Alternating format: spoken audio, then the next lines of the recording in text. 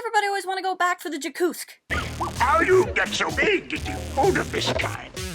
Hello and welcome in. It is that time a week again, that time where we get to talk about Star Wars Resistance.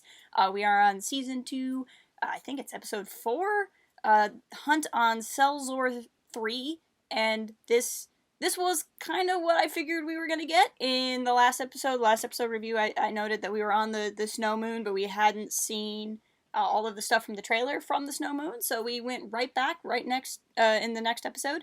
And this episode was fun. This episode was something a little bit different than we'd seen in the show before, and really something in some ways different than what we've seen in other episodes of Star Wars animation. Here we have the Colossus still struggling with not having resources. They've completely run out of food, and so the pirates step up to say, hey, we'll go hunt the thing, and Kaz and Torra are along for the ride, and things don't go according to plan. This episode serves two purposes, really, and one of those is to show how the Colossus is still struggling. The Colossus still doesn't have a lot of things. I'm not sure the Colossus is able to leave where they are at all, or even if they want to, if they're waiting to hear more from the Resistance, what exactly it is that they're trying to do, but they're stuck. They don't have any food, they don't have any resources, and so this is us seeing them go from the comfort of Castellon, the world they were on so long, where they had everything they needed, to now being stuck in space and having to deal with that. The other aspect of this episode is something I was really looking forward to in this season, is seeing how the pirates were going to do under Doza's leadership. They had been so antagonistic in the first season. Of course, that was at the prompting of the First Order, but they did not get along. I didn't expect them to get along. I didn't expect pirates to want to follow rules. So to kind of see what's going on here was really fun. I'd like to point out, I've said in the last couple of reviews that I really like what this show is doing with parallel storytelling.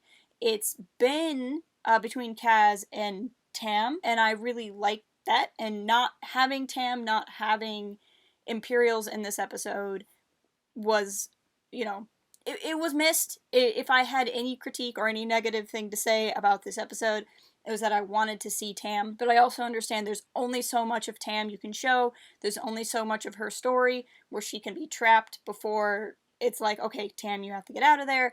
I understand they don't want to use that up too fast. I'm certain anything to do with Tam leaving the First Order is going to be towards the mid-season. Not that time yet, so I think this is very much a absence makes the heart grow fonder kind of thing. So while I'm let down because I wanted to see more Tam, I also completely understand why she wouldn't be in this episode. But this episode still has that kind of parallel storytelling. It's a parallel between Doza and Kragan. So Doza is the true captain of the Colossus. Kragan is at least a captain of his own crew, doesn't like being under Doza, and he's kind of riling the people up. I don't know that he necessarily wants to cause a mutiny, but I don't think he'd be against it either, but that's certainly what Torra is worried about. And so you have this relationship with Torra and her father, and Cynara and Kragan, her boss, so not her father, but an authority figure, and seeing how these two stories play out with Kaz just kind of doing Kaz's thing in the middle. I have to say before I get into too much more about the story that the animation in this episode was again stellar. The animation and the sound design and the music and all of the pieces really fit together in this amazing way to tell a different kind of tense story. We had a very tense episode before where the First Order was coming up to capture our friends, but here I loved all of the shots. It was a little bit like what we got in the Bebo episode last season, but more so, where, and really a little bit in the last episode too, but really brought to the front here, where the pirates are looking for the Jakutsk, and you can see it in the background, and it's always like popping up and coming in from the mist. I loved the way it was designed. I loved the mist on the moon. It really made it feel like this episode could almost be underwater. The murkiness, you not being able to see very far, the fact that it was like a flying manta ray thing, it had this underwater feel as it was taking place in the sky, and it created this really excellent environment that added so much tension and what's the word? Ironically, I want to say gravity, not gravity because obviously the Jakutsk is flying, but I mean like story weight and this tension and what the episode was trying to do. It had a kind of Jurassic Park predator feel. Even Kragan going after the Jakusk felt a little bit Moby Dick. It was pulling in from all of these kind of classic monster and sea tales, and I just really liked what they were doing with the feel of the episode. As I was saying before, there's a parallel here, for me at least, with Cynara and Torra, who happen to be two of my favorite characters on the show. Cynara is in a really interesting spot. The Colossus crew are her friends. She is friends with Torra and Kaz, and these are the people that rescued her when they didn't have to, twice. Even when they knew that she was a pirate, Kaz stuck up for her. So she wants to protect her friends, but she's not ready to leave the pirates. And I wonder if that's a she's not ready to leave the pirates thing, or if it's a she knows she can do more good from within. She has this very interesting relationship with Kragan, who seems very tough, very much like he's not going to take any kind of guff from anybody. And yet Cynara is very blunt, very brutal, very honest with him throughout the whole episode. To the point where when he is ignoring Kaz's advice, even though Kaz has fought the Jakusk before, Cynara is like, you should have listened to him. You're not going to be a captain if you don't have a ship. Like, she's really coming down on him. And he accepts it. Partly because she's right, but I think that they must have some kind of trust relationship there. For him to bring Cynara back and keep her on, he has to know her loyalties to the Colossus crew. I really like what's going on there and how those two work together. I kind of hope that we could see Kragan come around and really like being on the Colossus and joining the crew, but if not, if he's kind of destined to be the pirate forever, I would love to see Cynara not leave the pirates, but start leading the pirates. And just to see this kind of group of scallywags. It's certainly within Star Wars norm. One of the all-time greatest characters to come out of Star Wars animation is Hondo Ohnaka. He started off as a very grizzled, no problems killing you pirate, and now he's everyone's favorite. So I would love to see something similar happen with at least some of these pirates, if not all of them. And I just continue to really like what they're doing with Cynara's character. It's fun in a show that is so much about pilots. Kaz is a pilot, Torra's a pilot, Tam wants to be a pilot and has these skills. To have Cynara also as a pilot, but she's piloting the big ship. I feel like that's something we don't see in Star Wars very much, and we don't appreciate. You know, when we talk about best star pilots in the galaxy, it's always who's flying the X-Wing, who's in the one-to-one ship. It's never who is driving, like, a mechanical whale through space, and I feel like those people deserve some shout-outs, too. So seeing Cynara as maybe the best frigate pilot in the galaxy, I could go with that. And just, like I was saying, with her emotional journey in the story, one of my favorite shots of her is after Kragan has chewed out a bunch of people and is leaving. Cynara looks back. She still follows them, but she looks back as to say, hey, sorry about them. I'm just really excited to see where her story goes. Torra is kind of on the opposite end of the same journey. She does not want a mutiny against her father. She's incredibly worried about her father. I love her relationship with her father in this show. Star Wars is so much about family, but it's also so much about dysfunctional families. Either families that just kind of accidentally break the universe, like the Skywalker family, or families that are all broken people that come together, like the Ghost Crew. And those type of stories are perfectly fine, perfectly valid, and they mean a lot to a lot of people. But I love seeing Torra and her father in this really great, really healthy relationship, which is something you just don't get in Star Wars very often. This case of like, hey, look, family can work if you're just not jerks about it. And so I love everything about Torra trying to help her father. I love everything about Captain Doza admitting, like, I am the captain of the Colossus. All of this comes back on me. Even if I didn't do it, even if I am not personally responsible for the situation, I am personally responsible for the people on this ship. And I'll take the blame and I'll do whatever I have to do to help these people. And Torra seeing her father so stressed out and saying, I'm gonna go and fight a space manta ray to help my dad. And I'm gonna make Kaz come with me. And I just get so excited seeing them on screen. I love seeing them together in the first season. I think it's so important in shows like this to show that some families can be a little bit functional if they try. I don't know. I love everything about their dynamic. After the first attempt to fight the Jakusk doesn't work, Torra and Kaz come up with a plan to go back to the surface and fight it again. Here, Kaz uses a cannon that he says Tam made. Now, this was our one kind of reference to Tam, and I like that Kaz knew about this, and Kaz is probably remembering it because he's always thinking about Tam. It's this connection that he still has, you know, positive associations with Tam. He's like, it's still just sitting around, not, well, at least she could leave us one good thing before she left, you know. He still has this good vibe towards Tam. And I like that Tam, even though she's left her friends, does ultimately help them in a way she doesn't even know or never may know or understand, how the little things she does are still continuing to pay back and help her friends. I really wouldn't be surprised, actually, if we see this canon again at some point in the series. This is the type of thing that show likes to do, where to set up a little thing here and then come back to it later. Now, this second half of the episode, the tone takes a turn. It is still tense, it is still that monster-y sort of thing, but now there's this added humor of Buggles. You know, the "oh, Buggles, why" moments. Buggles loves Kaz, loves to hang out with Kaz, escapes Torra's apartment to go sneak into Kaz's ship, and ends up with them on the surface, and Torra is mad because her dog, her space dog, is getting away, and Buggles has this way of weirdly disappearing and then reappearing way off in the distance. I think the reason why Buggles is here is, yes, it's a humor thing, and I think it's easy to look at this and go, oh, this is just them putting, kitty humor in the show.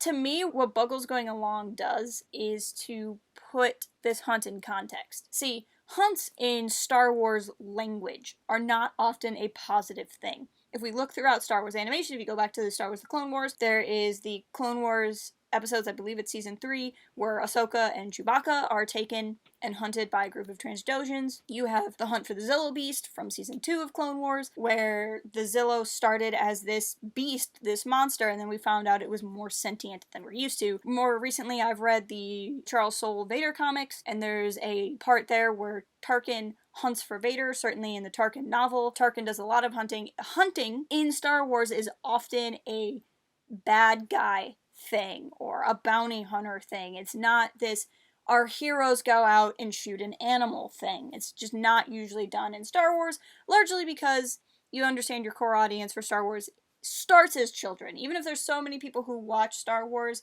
who are no longer children, odds are they got into Star Wars when they were children. Kids don't always understand the aspect of hunting. Certainly there's a lot of adults who don't like the aspect of hunting, but kids, it can be a little bit harder on them to begin with. I think that even though you could explain to someone that they have to go and hunt the Jakkusk, because everyone on the Colossus is starving, and there's certainly a reason for it. It's kill or starve, which is a completely different argument when it comes to the ethics of hunting. I think it's easier for kids to understand that you have to stop the Jakkusk, because the Jakkusk is going to eat Buggles. I really think that's a big part of it. I think, other than wanting to put some humor in the episode, which was kind of there anyway, the inclusion of Buggles to me feels like, okay, kids, you're used to watching Star Wars, and you're used to, well, by the end, the monster's not really going to be the monster, and the people are going to be the real monsters, because the monster's going to be sentient. And they never go there in this episode, because they have to get the meat from the creature to eat. So I think bringing in this other animal that kids would be, we need to protect Buggles for, and setting Buggles up in conflict with the Jakkusk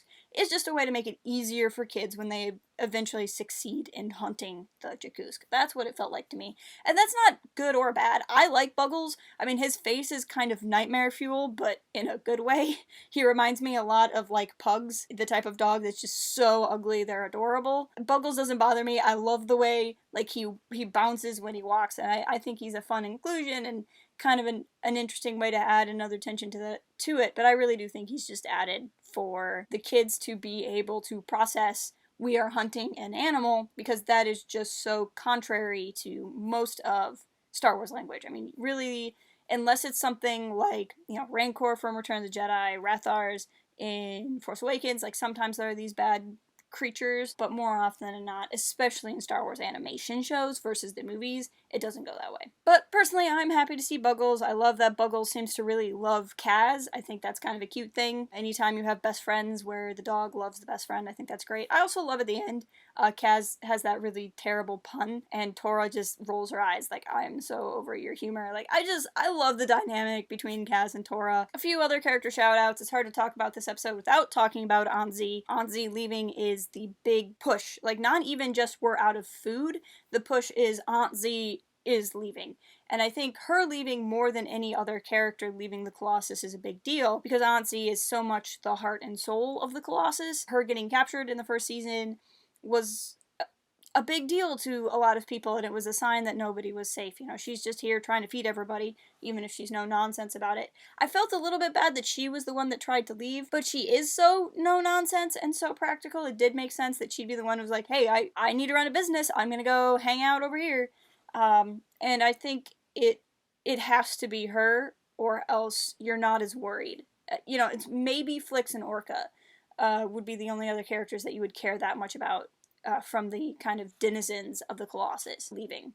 And so I think that's why it had to be her. I also liked so much what they did with Niku, because I knew there had to be something up. Like, Niku wasn't just going to be like, yeah, I'm leaving everyone behind on the Colossus too. I thought maybe he thought everyone would be leaving or something like that. I don't know. But to have Niku's big plan as he makes this holographic sky, I thought that was wonderful. It was a very Niku thing. He continues to be one of the most selfless characters in the show. He sold some of his personal possessions, something we know he doesn't have a whole lot of, so he could buy the parts to make the sky, which I thought was really, really wonderful. And I also love the callback to his food line, which is my favorite line from the first season of the show. I love seeing Yeager every episode more and more as this like de facto second in command to Doza. I love seeing them work together more. Yeager is always with Doza, standing next to Doza, conferring with Doza, and I just like seeing Yeager kind of going from this mechanic that everyone knew, but no one really interacted with, to helping to run the station. I think it's really cool to see him step up. And then just in general, throughout the show, what's been so fun is seeing this reoccurring cast of characters that when you look in the crowd shots, you can see Flix and Orca, or you can see the old man that always is drinking something. You recognize all of these characters, and it makes the Colossus feel more alive, just because we're seeing all of these people over and over again. I also got a little bit happy because at one point when the sky pops up, you see OP-Pit, and he's standing there, and he gets to see the sky and have a little bit of enjoyment. He might not have his justice yet, but OP-Pit is there having a good day. That made me happy. But those are my thoughts on this episode. Please let me know what you think in the comments section. As always, follow us on all the socials if you're not already. And until next time, keep it real and fly casual. Cooking can be fun.